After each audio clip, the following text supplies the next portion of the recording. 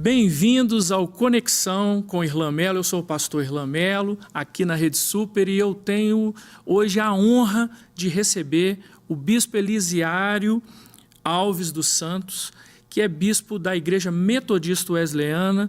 Eu gostaria de te dar as boas-vindas, bispo, e te agradecer por estar aqui conosco para a gente bater esse papo. Vereador Irlan, a satisfação é toda minha de atender o seu convite e estar aqui falando para os telespectadores nesse programa que eu sei que tem uma boa audiência. Obrigado. Eu não sei se o senhor sabia, mas eu descobri depois, fazendo uma pesquisa sobre a vida do senhor, que nós dois somos filhos de Francisco, sabia? Não sabia. Eu vi aqui que o seu pai é o Francisco Luiz, né? E o meu pai é o Francisco de Oliveira. Ótimo. Então, nós temos os Franciscos na nossa vida. É o Chico, né? Exatamente. Estou vendo aqui um pouco da sua trajetória, bispo. O senhor não é nascido em Minas, o senhor é da Paraíba, e o senhor teve um encontro com Jesus ainda jovem, e a partir daí o senhor começou a sua vida cristã. Estou vendo também que o senhor é formado em letras, em teologia, em missões urbanas, em liderança avançada e foi consagrado ao ministério pastoral em 1971. Pergunto para o senhor, como é que foi a sua história de conversão, desde o nascimento até o senhor entregar a sua vida para Jesus? Olha, a minha conversão, ela merece um preâmbulo, porquanto eu nasci em um lar católico e desde cedo aprendi a ir às práticas religiosas da Igreja Católica e eu levava aquilo muito a sério, chegando até mesmo a um ponto de pensar em ser padre. Uau! Mas, com o passar do tempo, fui amadurecendo a ideia e desisti disso. Porém, quando eu estava servindo ao Exército Brasileiro, isso em 1964... No auge da... Foi exatamente, eu estava lá quando houve a Revolução. Sim. Né? E eu me lembro que naquele período começou a haver dentro de mim uma inquietação pelos valores eternos. Não obstante eu ser bem praticante, ir à missa, confessar regularmente, fazer promessas, mas eu não tinha certeza da salvação. E eu me lembro que em uma noite eu me ajoelhei e pedi a Deus, mostra-me o teu caminho. Eu esqueci daquela oração. Só rezava, essa foi a primeira oração que eu fiz. Sim. E no ano seguinte, quando eu saí do Exército, eu peguei em mãos uma Bíblia pela primeira vez, que estava lá em casa desde que eu era garoto, e um tio meu, vindo do Rio de Janeiro, que se tornara evangélico, membro da Igreja Batista, ele foi lá e levou muitas Bíblias e na casa de cada irmão deixou uma. Debaixo de protestos e de luta, discussões, mas eu era garoto, nem entendia aquilo. E eu li aquela Bíblia numa quinta-feira à noite, no mês de agosto de 1965. Certo. E abri lá em 1 Coríntios, capítulo 6. E aquilo ali tocou em mim de tal forma... Queimou seu coração? Foi, que a partir daquele dia a minha vida começou a mudar. Certo. E foi assim que deu início. Eu levei alguns meses lendo a Bíblia, aí eu achei que deveria procurar uma igreja. Eu saí assim, procurando até entrar numa igreja e desde então eu me firmei no Evangelho. Um ano antes do que o senhor está contando, houve a organização da Igreja Metodista Wesleyana, não é isso? E como é que foi a sua chegada na Igreja Metodista Wesleyana? Eu, saindo da Paraíba, fui estudar em Londrina, fazer teologia. Certo. Havia um seminário muito conceituado, de direção americana, seminário interno, e ali eu congregando em algumas igrejas, porque não tinha a minha, que na época eu era congregacional, e acontecera que havia um grupo de seminaristas, no número 5, oriundos do Rio de Janeiro, que foram fazer teologia lá, porque nós ainda não tínhamos na igreja wesleyana um seminário. Ela estava dando seus primeiros passos. E eles eram despertados espiritualmente, e um dia eu ouvi eles orando lá no quarto, e quando eles terminaram aquela reunião, eu perguntei se eu poderia participar com eles. Eles disseram, claro, eram avivados, eu tinha passado pelo batismo com o Espírito Santo, e comecei a me reunir com eles. E naquela época eu não tinha dinheiro para voltar ao Nordeste no meio do ano, quando estava de férias. E eu resolvi vir para a casa de um tio meu, que ainda é vivo, mora lá no Rio de Janeiro, que era mais perto. Eu recebi o convite de subir até Petrópolis, porque foi onde havia nascido a igreja wesleyana. Certo. Isto é, as primeiras igrejas foram organizadas lá. E foi assim que começou. E o então superintendente-geral, que era Gessé Teixeira de Carvalho, ele quis pagar meu seminário, mas eu não aceitei, porque eu pertencia a outra igreja. Mas foi de tal forma que eu fui sentindo Deus agir na minha vida, e depois eu me filiei à Igreja Wesleyana em 1968. Quando o senhor saiu do seminário, o senhor já saiu e começou a sua história na Metodista Wesleyana, não é isso? Até o seu chamado ministerial, quanto tempo, como é que foi esse chamado? O senhor era muito novo ainda, né? Eu me converti aos 19 anos. Certo. E fui batizado, tinha acabado de completar 20 anos, que eu levei alguns meses. E ali eu comecei a trabalhar na igreja, me envolver em tudo. Cheguei a ser até diretor da mocidade. E nesse período foi que eu recebi a chamada de Deus no dia 1º de julho de 1967, num congresso da juventude. E no ano seguinte aí foi que eu vim para o sul, para o Paraná. Nós ainda vamos chegar aqui em Minas, né? Mas antes disso, o senhor está falando, né, que o senhor liderou a juventude, participando ali, recebeu o chamado enquanto o senhor estava nesse tempo. O senhor vê, em relação à igreja, há uma mudança em relação aos jovens daquela época para os jovens atual? Para o bem ou para o mal?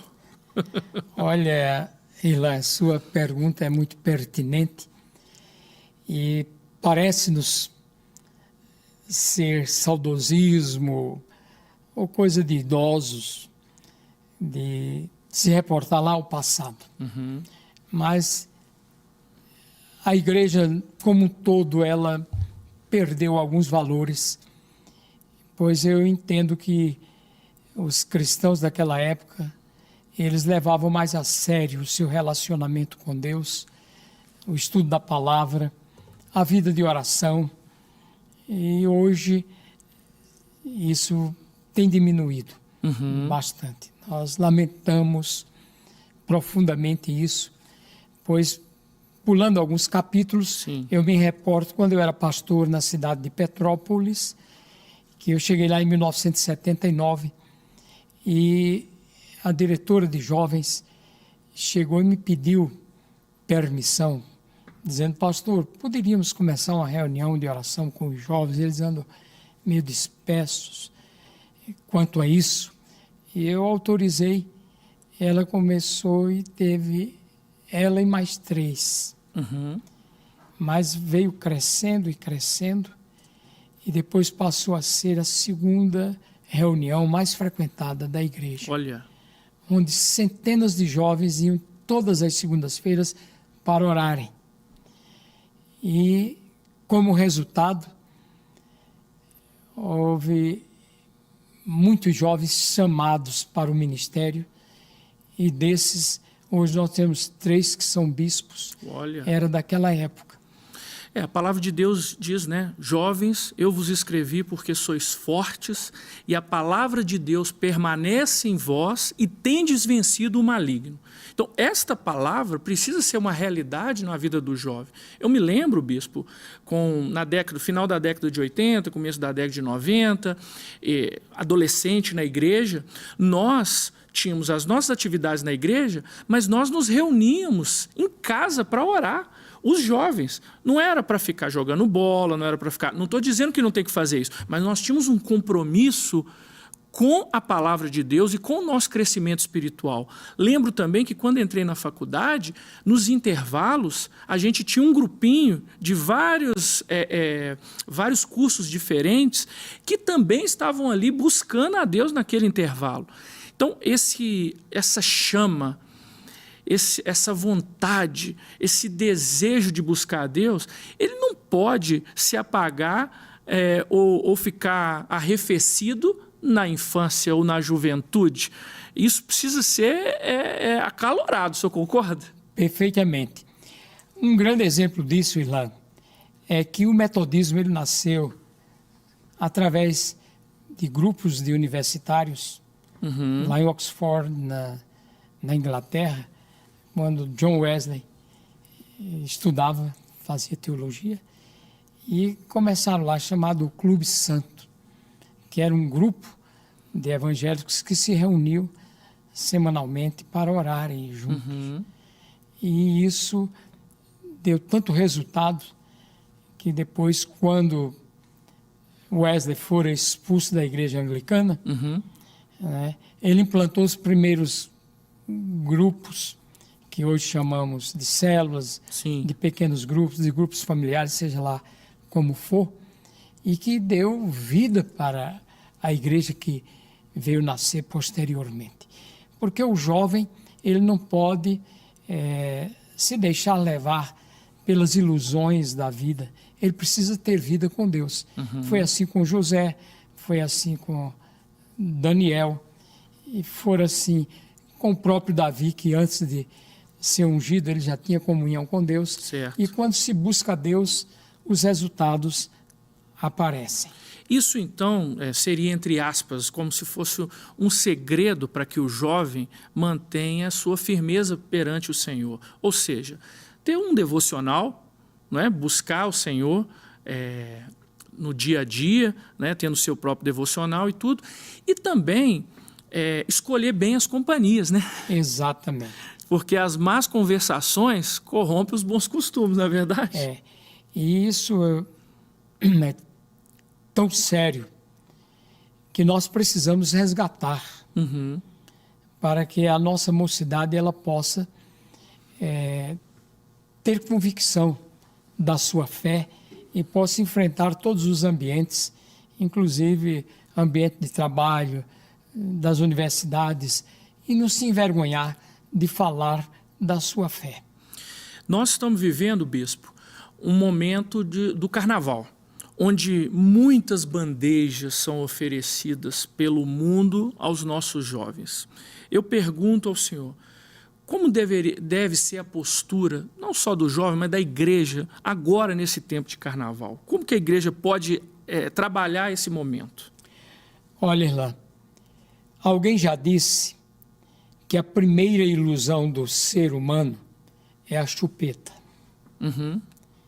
Certo? E eu poderia dizer que o carnaval é também outra ilusão de tamanho bem maior, com muitas variedades. Sim. E eu me recordo de que Winston Churchill, que fora primeiro-ministro da Inglaterra durante a Segunda Guerra Mundial, depois ele saiu, voltou também como primeiro-ministro, mas ele tinha algumas frases que merecem nossa atenção. Ele chegou a dizer que, não obstante o homem ter desenvolvido na ciência, na tecnologia, no avanço, né, de tantas coisas que trazem benefícios para a humanidade, mas que ele não havia evoluído eticamente, moralmente e espiritualmente, que ele, lamentavelmente, não tinha progredido quanto a isso. Uhum. E nós vemos que o carnaval, ele nada mais é do que uma demonstração do que o ser humano, sem Deus, ele o é. Sim. Respeitamos, cada um é um direito, Deus nos constituiu esse direito, né, de escolha, Sim. mas nós percebemos que o homem ele não tem sabido fazer a escolha correta. E muitas vezes ele vai pelo caminho da autodestruição. Com certeza. Bom, eu creio que você aí está gostando desse bate-papo. O Bispo Elisiário é um conselheiro para mim, mas eu quero dar uma dica para você agora. Você que é empresário e que tem alguns problemas em relação a dívidas tributárias, eu quero te indicar a RRB Consultoria e Gestão do meu amigo Dr. Rafael Bittencourt. Esta empresa, cujos dados estão aparecendo aí no vídeo, pode te ajudar a sair do vermelho, porque são um grupo de pessoas experientes na área tributária. Então, faz contato aí, pode ser a solução para o seu problema. Bispo, olha só. Na época do carnaval, eu quero sim parabenizar o nosso governador. O nosso governador, ele fez um decreto proibindo as chamadas saidinhas temporárias para os presos no estado de Minas Gerais agora. Porque pensa comigo, não é uma época de aumento da criminalidade? Não é uma época de aumento de problemas? Eu tenho convicção que nós não deveríamos ter saidinha nenhuma, porque a pessoa é condenada a um período, ela tinha que cumprir totalmente aquele período. Essa é a minha opinião. Por isso que no Brasil ninguém leva as leis a sério. Agora, se você ainda tem possibilidade de sair nessa época, é como se você tivesse uma licença para fazer algo errado e depois retornar. Então, o governador proibiu isso aqui no estado de Minas Gerais, eu quero parabenizá-lo por conta disso e vamos pedir a Deus, né, para que os danos sejam os menores possível, porque com certeza o carnaval é tempo de muito sofrimento depois. Na hora parece uma grande ilusão, como o senhor mesmo está dizendo, mas depois a gente vê o que acontece. Eu queria entrar num lado, bispo, para que a gente pudesse conversar sobre responsabilidade social da igreja. O senhor entende que a igreja tem que ficar apenas na questão espiritual ou deve ingressar também em questões sociais? Olha, Irlan, eu entendo que a igreja ela tem que penetrar em todas as áreas da vida na sociedade. Porque Jesus mesmo, ele dissera que nós somos luz para este mundo. Verdade. Sal para essa terra. Então, precisamos chegar juntos e mostrarmos o que é certo, o que não é, e ajudarmos aqueles que estão à beira do desespero porque não tem outras alternativas e mostrar-lhes que existe um caminho melhor. Com certeza. O grande sábio Salomão, ele já dizia que há caminhos que ao homem parecem direitos, mas que ao cabo deles são caminhos de morte. Sim. Quanta juventude com potencial tão grande que em dias como estes eles se entregam às paixões da carne, que aos excessos e depois colhem frutos amargos e alguns deles às vezes nem têm a oportunidade de se recuperarem porque se acidentam, outros morrem e por aí vão. E também, bispo, acho que é importante a gente deixar esse alerta, que às vezes o inimigo é muito sutil e ele dá a seguinte ideia para o jovem: você pode evangelizar no carnaval. Se a pessoa não tem maturidade suficiente para fazer isso, isso vai ser uma pedra de tropeço. Então, como a Bíblia também diz que na multidão de conselhos há sabedoria, receba esse conselho também para que tenha bastante cuidado na hora de achar que vai estar fazendo o bem, mas na verdade está se enredando com o mal. O senhor tem mais de 50 anos de ministério. O senhor hoje já pastoreou ovelhas, mas como bispo o senhor pastoreou e pastoreia pastores.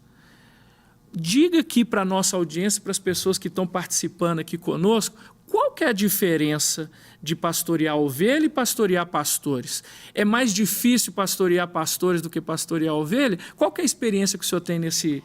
Olha, Ilan, eu quero usar aqui as palavras do bispo Gessé, de saudosa memória, um homem de Deus, e eu o conheci ainda jovem, quando eu era jovem,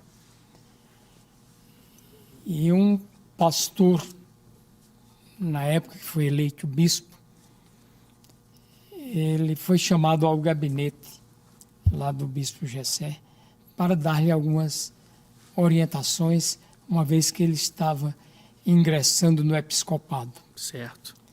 E depois esse pastor, que tornou-se bispo, hoje é um dos nossos bispos jubilados, ele disse que o bispo Gessé falou-lhe: olha, a partir de agora você vai começar a pastorear a classe de crente mais difícil de ser pastoreada, que era pastorear pastores. Certo. E eu concordo com ele, porque eu fui pastor por 19 anos. Certo. E estou caminhando para 36 anos de episcopado. Uau.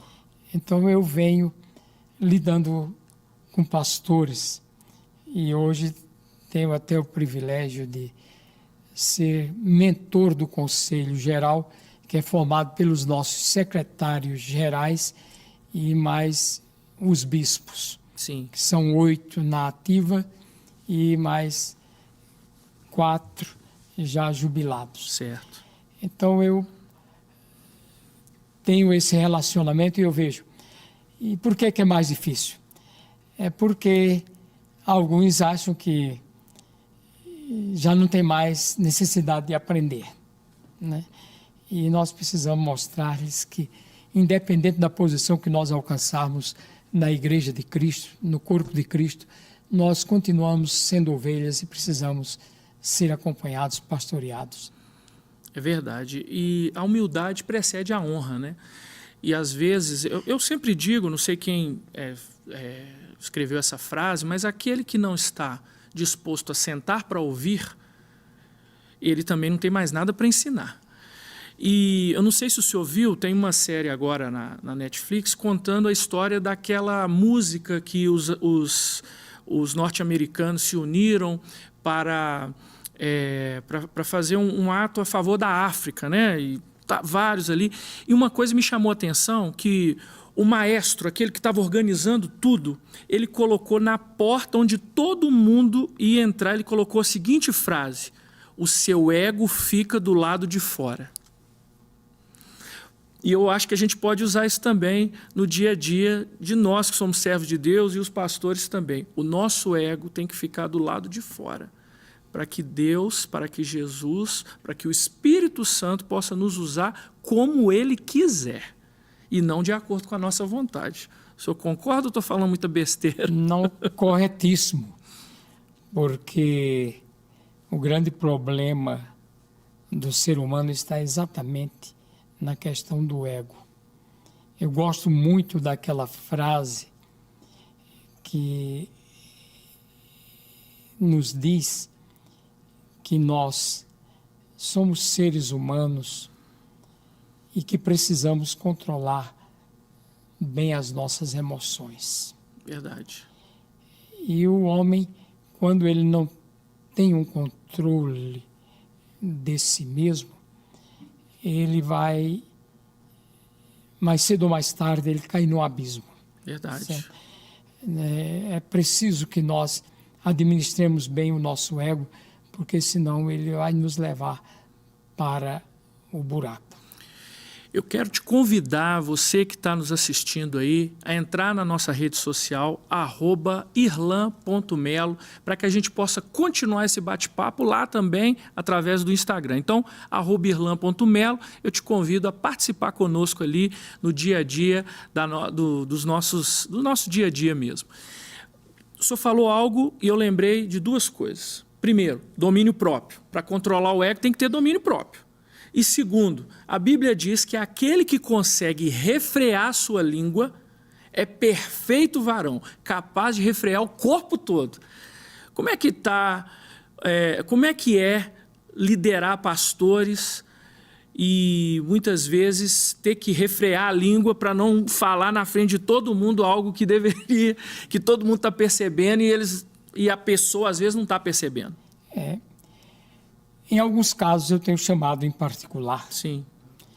E quando estamos estudando mentoria pastoral, nos mostra lá que todos nós temos os nossos pontos cegos. Certo. Que nós não conseguimos enxergar. Uhum. E aquele que tem um pouco de sabedoria, ele procura uma pessoa de confiança e lhe dá a liberdade. Olha, se eu cometer algum erro, por favor, pode falar comigo, eu sou grato. Esse tem tudo para crescer. Sim. Certo? Porque nós vemos, por exemplo, na questão da medicina, é sabido que um médico ele tem dificuldade de chegar e falar para o outro médico qual é o seu problema. Olha só, verdade. Isso está comprovado. E muitas vezes, quando é em cidades pequenas, eles vão para outra cidade, chegam lá como um paciente comum para se consultar, que é para não mostrar suas fraquezas. Sim. Né? E eu me lembro que uma vez eu fui convidado para ir pregar numa igreja lá em São Paulo. E aquela família tinha um trauma muito forte. E esse pastor, ele contou-me a sua história. Ele era filho de um médico. Sua mãe muito piedosa, mas o pai não era um cristão. E esse pastor era adolescente na época e ele ficou com um problema sério de saúde. E o pai tinha até uma clínica e tentou tratá-lo. E quando não deu jeito, ele chegou um dia, eles estavam chegando, parece que da praia, parou o carro na garagem e ele subiu rapidamente fora da família. Quando chegou lá, ele havia acabado de suicidar-se. Meu Deus! E por causa dele não ter dado conta ao problema de saúde do filho. Sim. Deixou algo escrito. E também não tinha uma pessoa de confiança para poder desabafar, para poder ajudá-lo. Exatamente. E às vezes, bispo, nós que somos cristãos, nós não... muitos espiritualizam tudo e se esquece que nós somos um ser biológico, que tem necessidades biológicas, mas que também pode se acometer de doenças que são biológicas. E às vezes tem doenças que são doenças da mente, né, da alma, e precisam de ter um tratamento. O senhor entende que nós cristãos, e principalmente os pastores, e aqueles pastores que não tiram férias, aqueles pastores que estão o tempo todo ligados, nós não temos que ter um pouquinho mais de tempo para cuidar da nossa saúde? Com certeza, né? Dr. Augusto Cury, ele diz que quase a totalidade das pessoas tem um eu mal formado. Certo. Que não gerencia bem seus pensamentos e nem protege adequadamente as suas emoções. Uhum. Então eu sei que o ser humano, ele se dá bem quando ele reconhece as suas limitações e ele pede ajuda. Certo. Quando ele faz isso, ele pode se livrar de muitos problemas gravíssimos, porque nenhum de nós é completamente perfeito e blindado, que não tenha algum ponto vulnerável. Sim. Nós sempre já ouvimos falar do calcanhar de Aquiles. É. E todos nós temos o nosso calcanhar de De Aquiles. Precisamos uns dos outros. E é importante, né, quando a gente tem essas oportunidades de poder se abrir, até porque, como o senhor mesmo disse, nós temos colegas, às vezes, de ministério que estão tirando a sua própria vida porque não tiveram oportunidade de desabafar, ou as pessoas também não conseguiram enxergar que ele estava passando por essa circunstância. O senhor passa muitas décadas, né, dentro da igreja brasileira, da igreja metodista wesleyana, mas enxergando também a igreja brasileira como um todo. Como é que o senhor está vendo hoje a igreja de modo geral? Qual que é a perspectiva que o senhor tem em relação à igreja brasileira? Eu estava na cidade de Surabaya, na Indonésia, participando de uma conferência mundial pentecostal. O senhor estava longe, hein? Longe. Do outro lado do mundo. É, isso mesmo. E eu me recordo que do hotel lá para o lugar que estava acontecendo a conferência, nós íamos de vans, às vezes de ônibus, nos pegavam no hotel e ia lá. Dessa vez eu entrei numa van. Certo. E atrás de mim vinham, como nós chamamos aqui, alguns gringos. Uhum. E eles estavam conversando, lógico em inglês, mas deu para perceber, quando eles falaram sobre a igreja brasileira. E um deles dizendo o seguinte, que a igreja brasileira é uma potência, tem crescido muito, só que num nível bem raso de conhecimento teológico, de aprofundamento. Uhum. Ele dizia isso. E eu, respondendo a sua pergunta, eu vejo também por essa ótica. Nós temos crescido muito, mas ainda somos levados por muitos ventos de doutrinas e muitas vezes o cristão não tem procurado se aprofundar.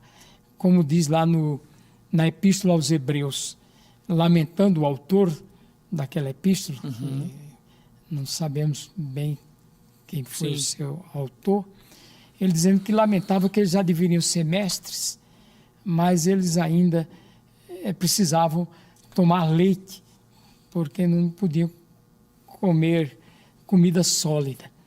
E a igreja brasileira, ela precisa se voltar para a palavra. Eu concordo com o senhor, gênero, número e grau, e uma das coisas que eu tenho percebido é que nós estamos crescendo muito por adesão e não por conversão. Porque se nós continuarmos crescendo por adesão, em breve nós vamos ter aquele chamado voo de galinha. Por quê? Porque quando você se converte, você precisa mudar de vida e abandonar as velhas práticas.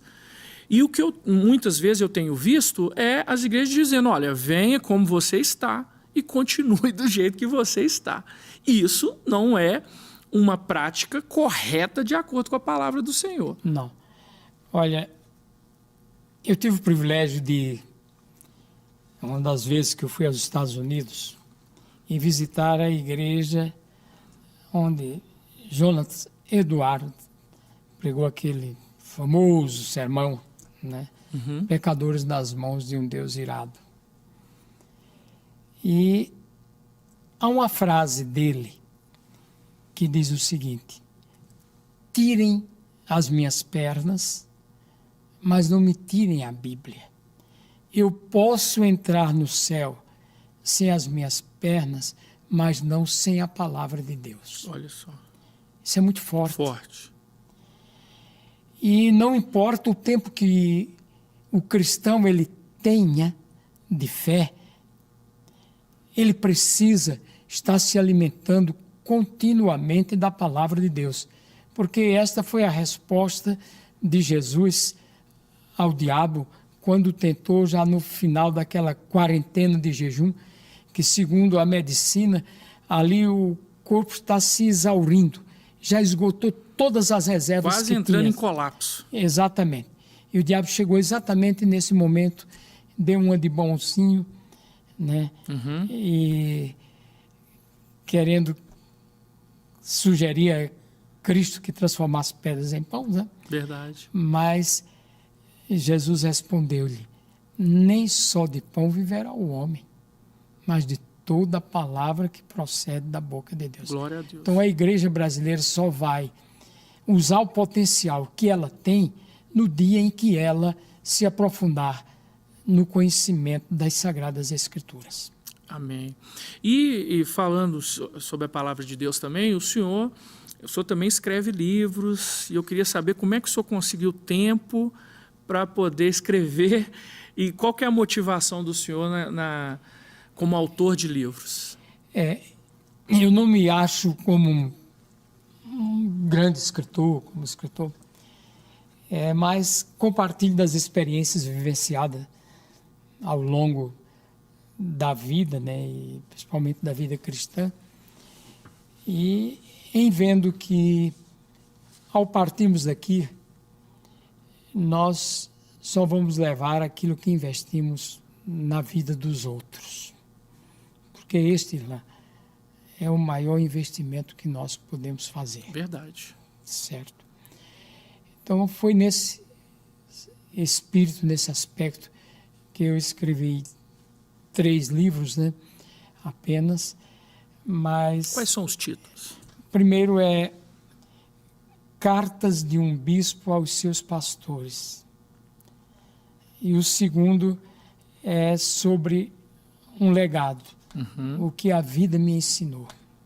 Certo? Certo. E o terceiro é um devocionário que foi fruto de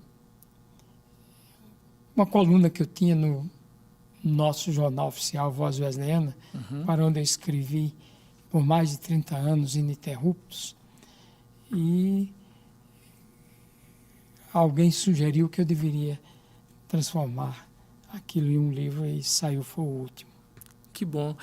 Depois, assim, eu quero apresentar os livros do senhor para o pessoal, vou colocar no meu Instagram também, e assim, eu tenho certeza, principalmente para quem quer ter uma visão assim, de uma pessoa experiente. Sempre digo assim, que o senhor tem assim, uma bagagem muito grande para mostrar para a gente, então assim, vale a pena, e eu quero indicar esses livros também. Em breve vou fazer essas indicações.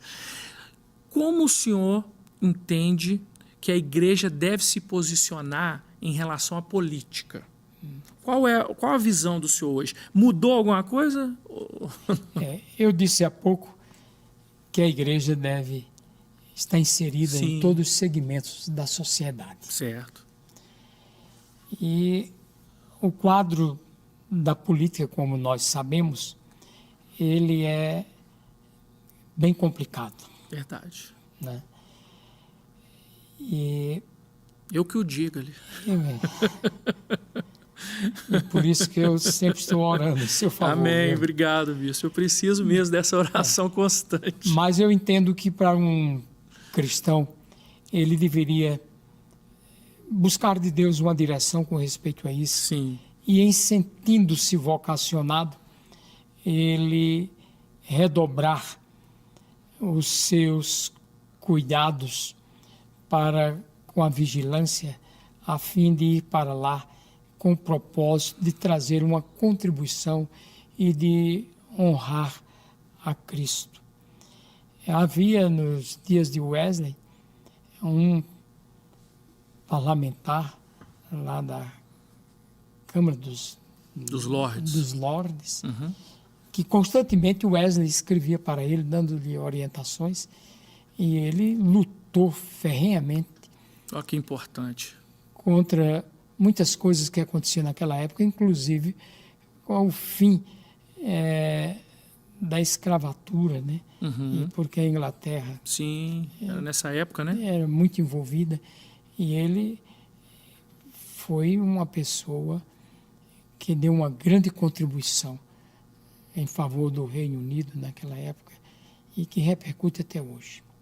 Então é necessário então que a igreja ela não abandone a política, porque, como o senhor disse, quem dera se todos os políticos ou aqueles que quisessem pudessem ter um mentor, um conselheiro, alguém que ele pudesse recorrer na hora da dificuldade, né? Exatamente.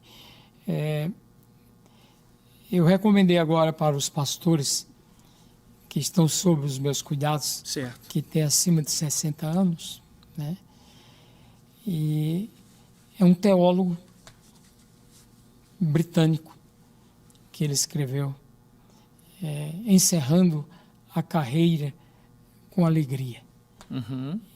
E ele se inspirou em fazer esse livro quando ele recebeu o convite da rainha Elizabeth II, que faleceu o ano passado, parece, um ano por aí, para ir aos 70 anos de reinado dela. Uau. E ele vendo lá, ele se inspirou. E eu agora estou recomendando para esses pastores, já li esse Como é que livro, chama o livro? Encerrando a Carreira com Alegria. Ok. Tá Acho entendendo? que é uma dica para todos nós aqui também. E né? vale a pena. Nesse tempo que o senhor tem de vida com Deus, de ministério, se fosse para o senhor nominar qual foi a sua maior experiência com Deus nesses anos todos? Eu poderia pontuar muitas delas. Uma foi quando eu estava como diretor de jovens, apesar de ter pouco tempo de igreja, e que eu fui a um congresso da juventude lá na cidade de Patos, na Paraíba. E eu tinha saído de casa com este propósito, de ter uma experiência autêntica com o Espírito Santo. E no segundo dia, na parte da manhã, eu me lembro até a mensagem que o pregador pregou numa fazenda, fomos em jejum, aquela mocidade, e ali Deus visitou-nos poderosamente. E saíram dali cheios do Espírito, Glória a Deus. embriagados, Glória a Deus. até a preocupação da direção de devolver uma moça, filha de um pastor batista, que era ferrenhamente contra o avivamento na época. E ela foi batizada com o Espírito Santo e recebeu dons, e eles estavam com dificuldade de como devolver. Mas eu sobrei, foram 32 pessoas batizadas com o Glória a Espírito Deus. Santo, inclusive aqui é hoje minha esposa.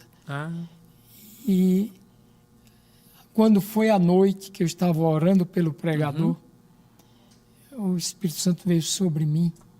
Eu estava sozinho numa sala. Depois me cercaram ali, e muita gente orando por mim. E ali pela primeira vez eu ouvi Deus dar uma palavra direcionada a mim. Eu não entendi no momento quando ele disse: meu servo, eu te chamei para pôr à frente do meu rebanho. Eu não sabia o que era aquilo. Pensando que se referia à juventude local da igreja. E isso, com o passar do tempo, veio se concretizando. Essa foi uma das grandes experiências que até hoje ainda me toca. Glória a Deus. Bispo, nós temos aqui um quadro chamado De Ovelha para Pastor e de Pastor para Pastor. Então, eu quero te mostrar agora uma pergunta que foi enviada para o senhor de ovelha para pastor. Me chamo Alexandre, sou da Igreja Metodista Wesleyana, no bairro Ribeiro de Abreu, e aluno do Instituto Wesleyano de Educação, onde eu faço teologia. E desde já gostaria de dizer que admiro muito o Bispo Elisiário, o ministério dele, respeito a pessoa e o excelente pastor e bispo que ele é e foi. E minha pergunta é justamente sobre isso. Seu bispo, eu gostaria de saber quais são os principais desafios enfrentados na caminhada pastoral, principalmente no início, ali, quando você sai do seminário e passa pelos trâmites necessários para se tornar um pastor wesleyano, um pastor em geral. Gostaria de saber quais são os principais desafios, quais são as principais habilidades necessárias, né, para se tornar um bom pastor, um ótimo pastor, seguindo, claro, a figura de Cristo. É isso, seu bispo. Essa é a minha pergunta para o senhor. Desde já eu te agradeço. Deus abençoe. Tá aí, bispo. Ó, ele não está querendo passar dificuldade, ele quer que o senhor ensine o caminho. Olha, Alexandre, eu quero primeiramente iniciar parabenizando-lhe por esta preocupação e essa atitude de buscar ajuda para começar bem. Eu me lembro que há alguns anos eu estava em uma formatura de um grupo de jovens que se formaram em medicina lá em Natal, Rio Grande do Norte. E entre esses estava um sobrinho meu. E a oradora da turma, ela disse que quando recebeu a incumbência da turma para representá-la, ela ficou muito preocupada e começou, como você acabou de falar, pedindo ajuda de um e de outro, como é que deveria falar para aconselhar aqueles que estariam dando início à carreira de medicina. Certo. E alguém chegou e disse, olha, procura aquele casal de professores, são médicos e de uma vasta experiência e que dão aula aqui na Universidade Federal, que eles poderão te ajudar. E assim ela o fez. E em chegando lá, para sua surpresa, aquele médico disse que para ser um bom médico precisaria ter 3 Hs.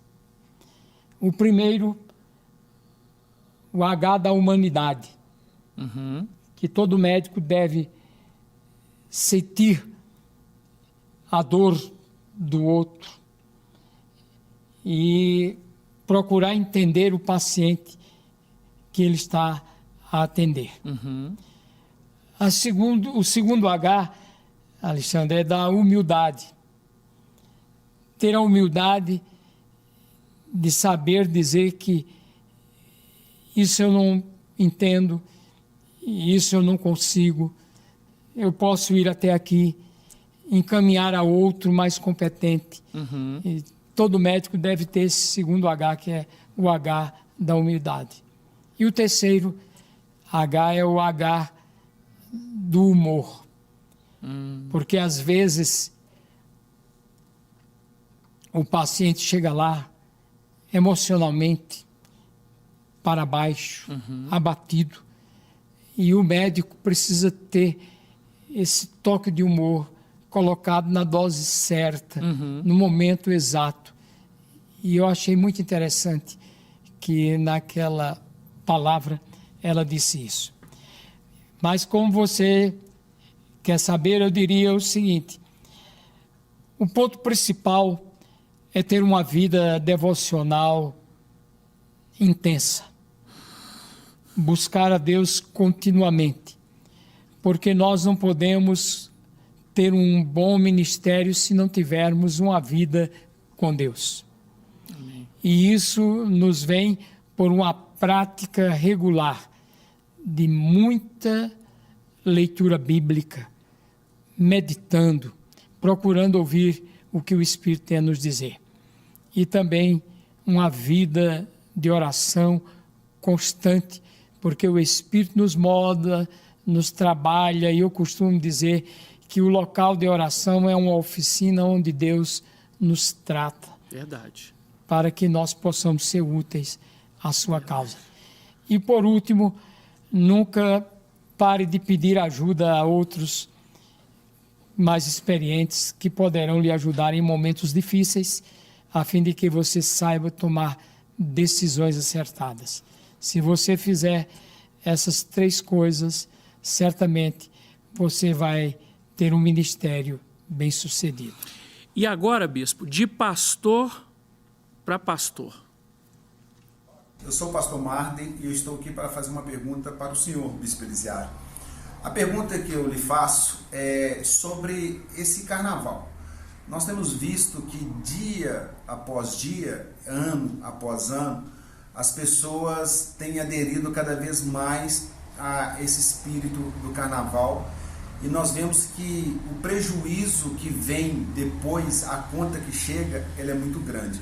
Sabemos que a Covid-19 ela entrou e tomou força por causa do carnaval. O que o senhor tem a dizer para os crentes, para as pessoas, sobre esse tempo em que nada acrescenta às vidas espirituais, mas que traz um prejuízo muito grande para a vida? Fica muito obrigado e fica aqui a minha pergunta.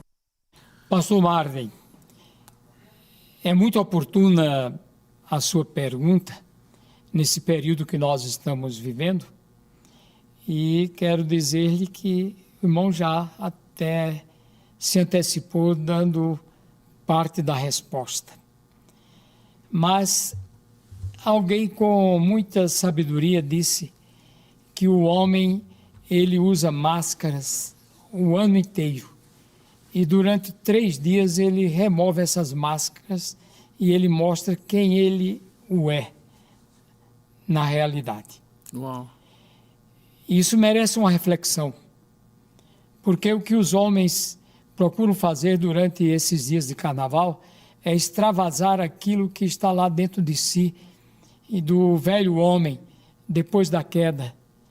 E isso o leva a situações muito complicadas, pois já fora dito aqui no início pelo vereador Irlan sobre o aumento de casos de violência e de tantos outros problemas que atingem a sociedade. Sim. E que até ele dizendo que gostaria que fosse amenizado ao máximo possível quanto a isso. Mas o homem, ele não querendo se curvar diante do seu Criador para obedecer às suas leis, ele acaba procurando se distanciar de Deus para praticar tudo aquilo que acha que está certo, que vai lhe trazer prazer, felicidade, quando ele está caminhando para o abismo. E eu lhe diria, pastor Marden, que nós podemos entender melhor isso recorrendo à palavra de Deus e mais precisamente o que Paulo ele disse em sua epístola aos Romanos, no capítulo 1, versículo de 18 a 32, mostrando que o homem se embruteceu, mostrando que o homem ele quis seguir as suas concupiscências e por conta disso Deus o entregou às suas próprias paixões e ele se autodestrói, lamentavelmente, porque ele prefere dar a oportunidade à carne ao invés de se deixar guiar pelo Espírito Santo de Deus. E o que nós estamos vendo no carnaval é uma repetição do que acontecera já nos séculos passados em diferentes culturas e até mesmo entre os romanos, talvez o maior império que mais durou no mundo, mas que ele foi sendo corroído porque a promiscuidade, a entrega, as extravagâncias fez com que aquele grande império ele chegasse a ruir. E é lamentável que tantas pessoas inteligentes, capazes, se entregam a essas extravagâncias e depois só tenham o que lamentar. O que podemos fazer é clamar a Deus para que abra o entendimento dessas pessoas e que o Senhor as faça ver que há coisas melhores para elas participarem, que Deus nos traz por intermédio do seu Evangelho. Bispo Elisiário, Igreja Metodista Wesleyana, foi uma honra, um privilégio tê-lo aqui conosco nesse bate-papo tão instrutivo não só para mim, mas para todos aqueles que estão nos acompanhando aqui. Te agradecer pela presença e também gostaria de te dar a oportunidade para deixar uma mensagem final para os nossos telespectadores, para a igreja, talvez para a sua igreja também, aquilo que Deus colocar no seu coração, uma mensagem de despedida para a gente encerrar esse programa. Ótimo, eu fico feliz porque nós temos hoje esses recursos da tecnologia que podemos usar para propagar as boas novas do reino de Deus. Verdade. E eu diria a todos os telespectadores que atentassem para as palavras de Cristo, quando ele disse que nós deveríamos vigiar e orar, porque não sabemos o dia da sua volta. E pelos sinais que tanto Jesus quanto os apóstolos e os profetas, eles previram e vaticinaram, nós estamos caminhando para lá. E é hora de vigiarmos e orarmos e dizermos: Maranata, ora vem, Senhor Jesus. Amém. Olha, quero agradecer a todos vocês que participaram conosco aqui desse programa e quero também desejar que Deus abençoe a sua casa, a sua vida, a sua saúde, os que estão com você e que a bênção que enriquece e não acrescenta dores seja sobre cada um de vocês hoje aqui. Te espero na próxima semana no Conexão com o Irlan Melo. Deus te abençoe, um forte abraço aqui na Rede Super.